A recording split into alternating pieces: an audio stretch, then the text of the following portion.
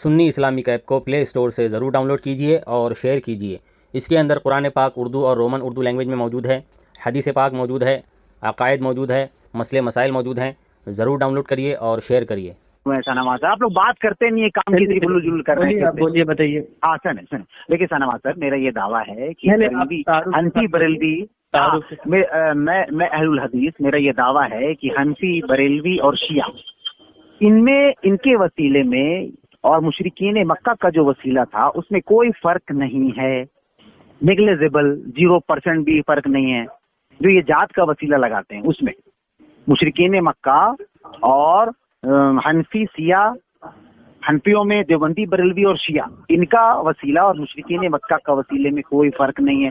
میرے شہنواز سر، آپ ایک فرق بتائیے اور اس فرق کو بتا کر کے فون کٹ کر دیجیے اور آپ 1 لاکھ روپیہ کا انعام لے لیجیے۔ چل، اپنا نام نہیں بتایا آپ نے؟ جی میرا نام شارق حسین ہوا سر۔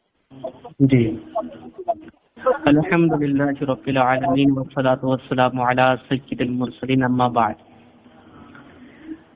آپ نے پہلے کہا کہ میرا یہ دعویٰ ہے کہ حنفی یعنی دیوبندی بریلوی دونوں اور شیعہ کفار مکہ میں کوئی فرق نہیں۔ میں بول لیں دیجیے، مشرکین مکہ، ہاں جی، مشرکین مکہ میں کوئی فرق نہیں ہے۔ آپ کا یہ دعویٰ مشرکین مکہ اور آپ کے وسیلے میں کوئی فرق نہیں۔ رک جائیے جی جی۔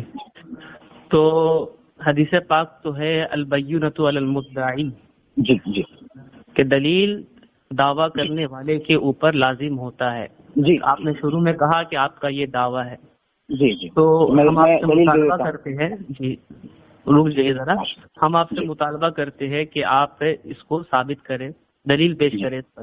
جی جی، دیکھیں سامعین کرام، میرے پاس جو دلیل ہے قرآن سے، سورہ یونس آیت نمبر 18 میں اللہ تعالیٰ فرماتا ہے وَيَقُولُونَ هَؤُلَاءِ شُفَعَاؤُنَا عِندَ اللَّهِ، اور یہ کہتے ہیں کہ اللہ کے پاس ہمارے سفارشی ہیں۔ اور بریلوی دیوبندی اور شیعہ یہ بھی اپنے وسیلے میں سفارشی ہی بناتے ہیں۔ فرق کیا ہے؟ ان کے سفارش مشرکین مکہ اور ان کے سفارش۔ چلو آپ کی تفسیر بیان کریں ذرا۔ تفسیر کا مطالبہ آپ نے کیا ہے، وہ آپ بیان کریں۔ جی جی، تو میرا کام ہے، دیکھیں محترم، میرا کام ہے آیت لگانا، اگر آپ کو تفسیر لگانا ہے وہ آپ بیان کریں گے۔ آپ اس کی تفسیر میں، پہلے میری بات مکمل سن لیں، کہ اس کی تفسیر میں ایسے ایسے ایسے ایسے ایسے ایسے میں نے قرآن کی بہت سمپل سی آیت پیش کی، ایک دم کلیئر محکم کٹ ٹو کٹ آیت پیش کی کہ وَيَقُولُونَ هَؤُلَاءِ شُفَعَاؤُنَا عِندَ اللَّهِ، اور یہ کہتے ہیں کہ اللہ کے پاس ہمارے سفارشی ہے۔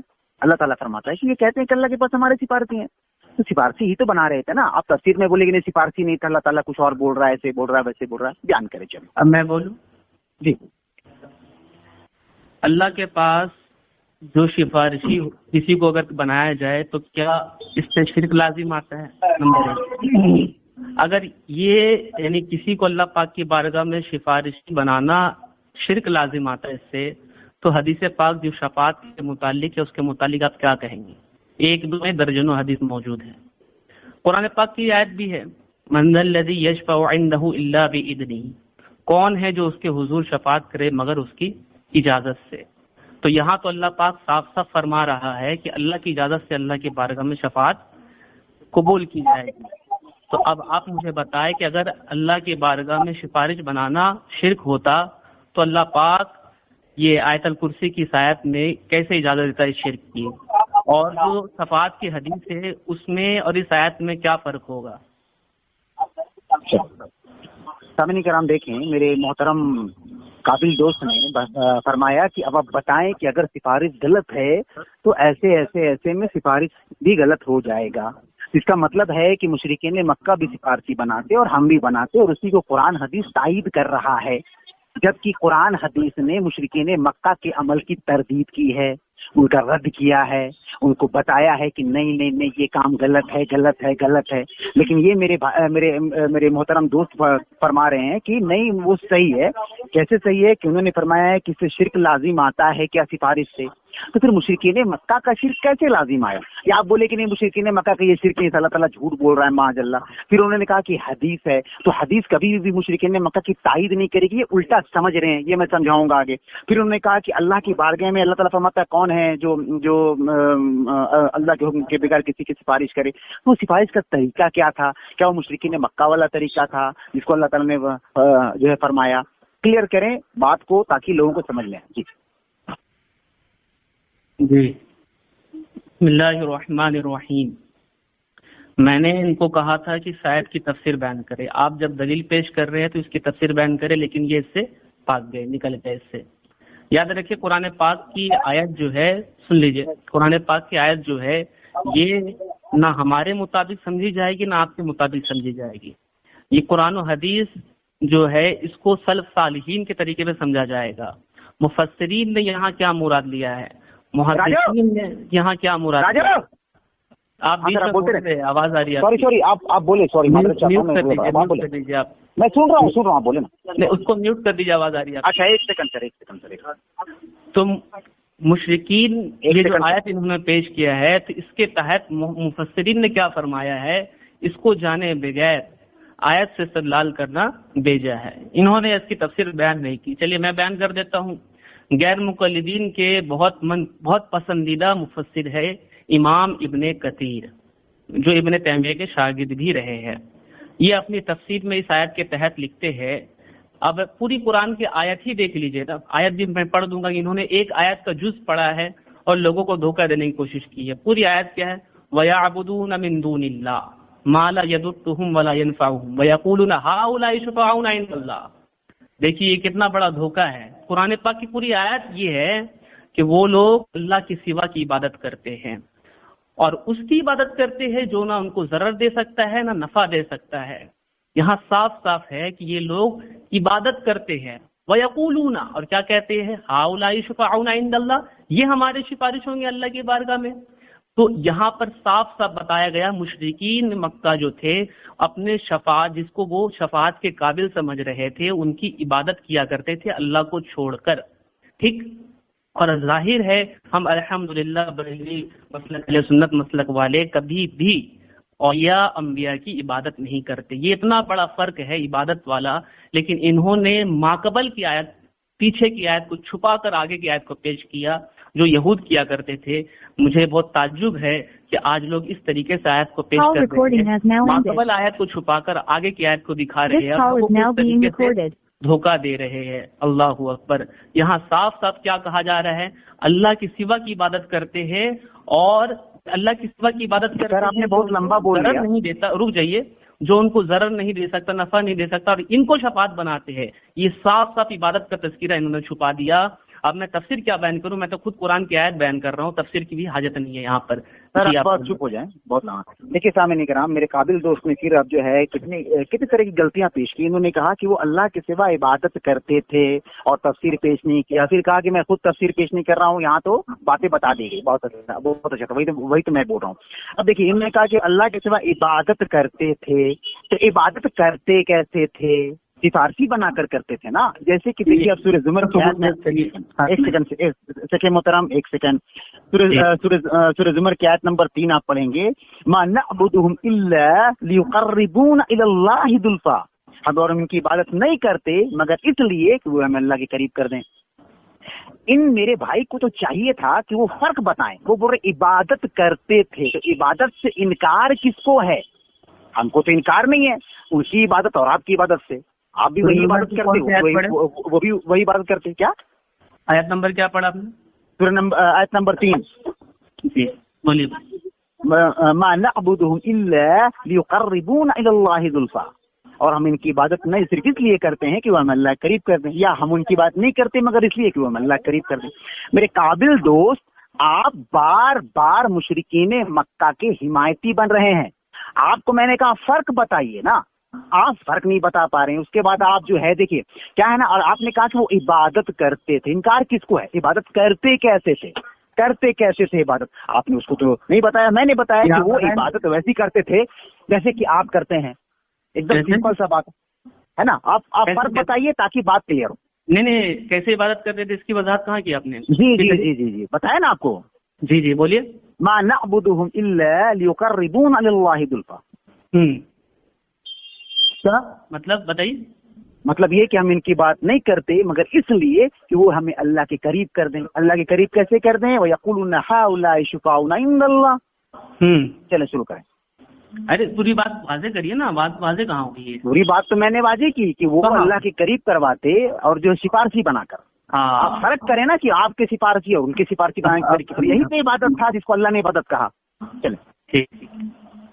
انہوں نے یہاں پہ ظاہر عبارت پڑھی ہے کہ کفار مکہ جو ہے عبادت کیا کرتے تھے. ٹھیک ہے. اور اس کی انہوں نے کیا وجہ بیان کی ہے کہ ما نعبدهم الا ليقربونا الى اللہ. یعنی شرک اصل میں عبادت کرنا نہیں ہوا ان کے نزدیک، بلکہ اللہ کا قرب حاصل کرنا یہ شرک ہے ان کے نزدیک. اب مجھے بتائے یہ کتنی بڑی حماقت کی بات ہے. کیا اللہ کا قرب حاصل کرنا شرک ہے یا عبادت شرک ہے؟ کفار مکہ بتوں کی عبادت کرتے تھے، یہ ان کا شرک تھا، یا اللہ کا قرب حاصل کرنا یہ ان کا شرک تھا؟ الحمدللہ ہم اہل سنت والجماعت کبھی کسی اولیاء انبیاء کی عبادت نہیں کرتے ہیں. اللہ کا قرب حاصل کرنے کے لیے ہم جو ہے ان کی بارگاہ میں جاتے ہیں. مجھے آپ بتائیے کیا اللہ کا قرب حاصل کرنا شرک ہے؟ ہاں بالکل نہیں. اب اتنا بڑا فرق ہے عبادت کا. یعنی ہم عبادت نہیں کرتے بتوں کی، ہم عبادت نہیں کرتے اولیاء کی، ہم عبادت نہیں کرتے انبیاء کی. کفار مکہ عبادت کرتے تھے. اس عبادت کو چھوڑ کر وہ قرب الہی کو شرک کی وجہ بتا رہے ہیں. تو مجھے بتائے گی کتنی بڑی حماقت ہے کہ قرب الہی کو شرک کی وجہ شرک بتایا جائے. پھر تو بھائی کوئی بھی عمل ہو وہ قرب الہی کے لیے کیا جائے تو شرک ہو جائے گا. اچھا تفسیر بیان کرنے کو کہا تھا، انہوں نے تفسیر نہیں بیان کی، اور اب ہم انشاءاللہ اس کی تفسیر بھی بیان کریں گے کہ یہ بات میں کر لیجیے گا. رک جائیے اس کی بات. یہ آیت کس کے بارے میں آئی ہے؟ امام ابن کثیر لکھتے ہیں ما نعبدهم الا ليقربونا الى الله زلفا انما يحملهم على عبادتهم. یہ آیت محمول ہے ان کی عبادت پر. اب مجھے بتائیے امام ابن کثیر سچے ہے یا یہ سچے ہے؟ ابن کثیر آج کے مفسر نہیں ہے. 474 ٹائم ہو گیا. رک جائیے. امام ابن کثیر کہہ رہے یہ عبادت پر محمول ہے اور یہ قرب الہی پر محمول کر رہے ہیں. ان کے پاس کوئی تفسیر سے دلیل نہیں ہے. دیکھیے سامعین کرام غور کریں گے. یہ کہہ رہے ہیں کہ امام ابن کثیر ایسا کرتے، بالکل صحیح کہتے تھے. غلط کیا کہتے تھے وہ؟ اب دیکھیے وہ یہ کہہ رہے کیا قرب حاصل کرنا شرک ہے؟ کیا قرب حاصل کر کے آدمی شرک کر سکتا ہے؟ بالکل کر سکتا ہے. وہ قرب حاصل کرنا جو مشرکین نے مکہ حاصل کرتے تھے وہی شرک ہے نا. قرب حاصل کرنا جس کو اللہ اور اس کے رسول نے بتایا وہ تو شرک نہیں ہوگا. کیسے شرک حاصل کرتے تھے کہ وہ اللہ کہتے کہ اللہ کے ہمیں یہ ہم اللہ کے قریب کرتے ہیں، یہ بھی جاتے اور اللہ کے قریب کرواتے. اب انہوں نے بہت اچھی سامعین کرام دیکھیں میرے بیچ میں اب انہوں نے کیا کہا کہ وہ بتوں کے پاس جاتے. ان الذین تدعون من دون اللہ عباد. ایک سیکنڈ پر بات کریے. نہیں آپ پھر بھاگ رہے ہیں. رک جائیے بولنے دیجیے. شہنواز شہنواز سر دیکھیے پھر بھاگ رہے ہیں آپ. اب بھی شروع ہو گیا بھاگنا آپ کا. آپ کو بہت بھگاؤں گا میں. ابھی بھاگتے بھاگتے تھک جائیں گے آپ. رکے شہنواز سر میرے ٹائم آپ میں بولیے نا. آپ میں بولیے. آپ کا یہ غلط بات ہے. یہ نہ چل رہی ایسے نہیں چلے گا. محترم آپ اتنے آپ لوگوں سے بات کرتے ہیں، آپ کی میں نے ریکارڈنگ سنا، آپ بولتے ہیں میرے ٹم میں بول رہے ہو. اب یہ آپ کی ہار کی علامت ہے. ابھی پریشان ہو گئے. بہت مار ہونا ہے ابھی آپ کو. بہت مار پڑنا ہے ابھی آپ کو. ابھی سے آپ جو چلانے لگے. شانت ہو جائیے. دھیرے سے کام لیجیے. دھیرے سے بی پیشنس باتیں کر رہے ہیں آپ. دیکھیے مطلب بی پیشنس. دوسری مطلب رک جائیں. آپ اس سے ثابت ان الذین تدعون من دون اللہ عباد امثالکم. جن کو تم اللہ کے سوا پکارتے ہو تمہاری طرح کے بندے ہیں. تمہاری طرح کے بندے ہیں. آپ کے بھی بندے. کثیر کے بعد رد کر دیا انہوں نے. بالکل رد نہیں کیا. لا حول ولا قوت الا باللہ. بالکل صحیح کہا انہوں نے. پہ بہت بڑے مفسر ہے وہ. ارے بھائی آپ کو میں جوتا ماریں گے. شہنواز بھائی شہنواز سر یا تو آپ بولے یا تو مجھ کو بولے. چلے پہلے آپ بول رہے ہیں.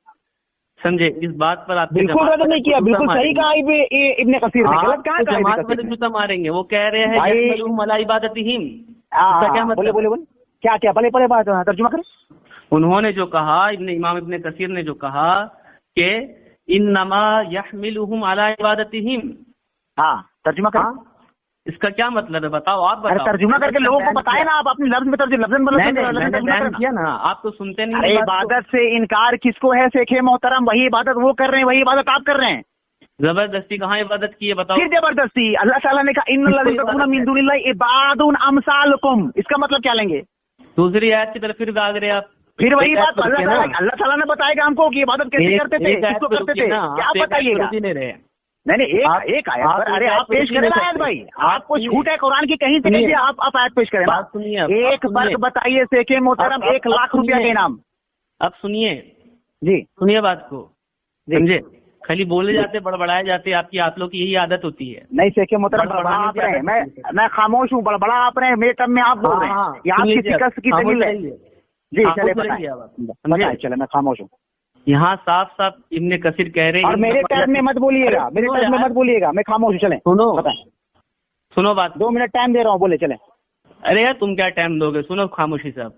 انما یحملہم علی عبادتہم، امام ابن کثیر کہہ رہے ہیں یہ جو شرک ہے ان کے عبادت پر محمول ہے، کہ وہ لوگ کیا کہتے تھے، انہم عمدوا الی اصنام، کہ وہ بتوں کا ارادہ کرتے تھے، اتخذوا علی صور الملائکۃ المقربین فی زعمہم فعبدوا تلک الصور تنزیلا۔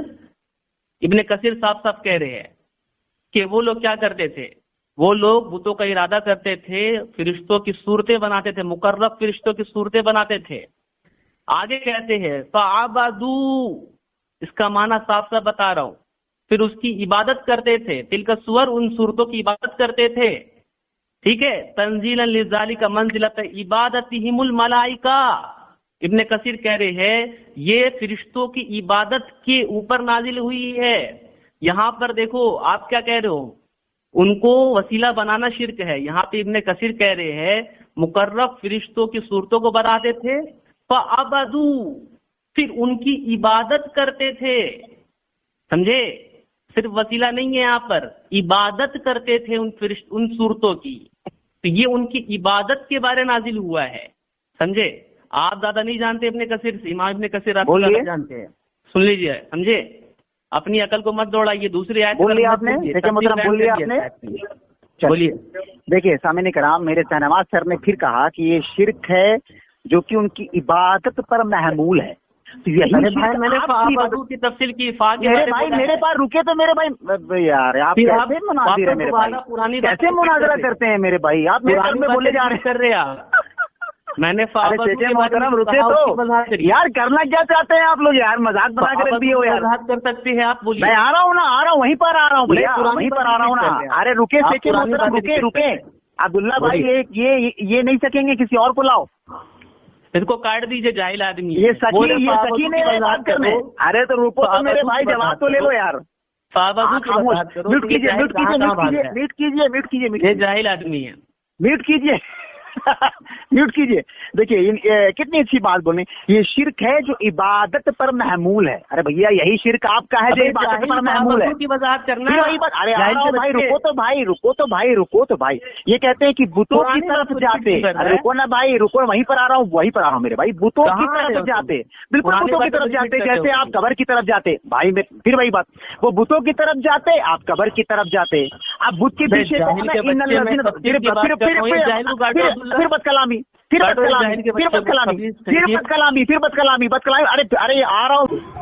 شرح نسبیہ میں حضرت علامہ سعد الدین تفتزانی رحمۃ اللہ تعالی لکھتے ہیں، الاشراک ہوا اثبات الشریک فی الالوہیت بمعنی وجوب الوجود کمال الوجود، عبادت کمالی عبادت اصنام، یعنی مجوسیوں، آج کی عبادت کرنے والوں کی طرح کسی کو واجب الوجود جان کر الوہیت میں شریک کرنا یا بت پرستوں کی طرح کسی کو عبادت کا حقدار سمجھنا شرک کہلاتا ہے۔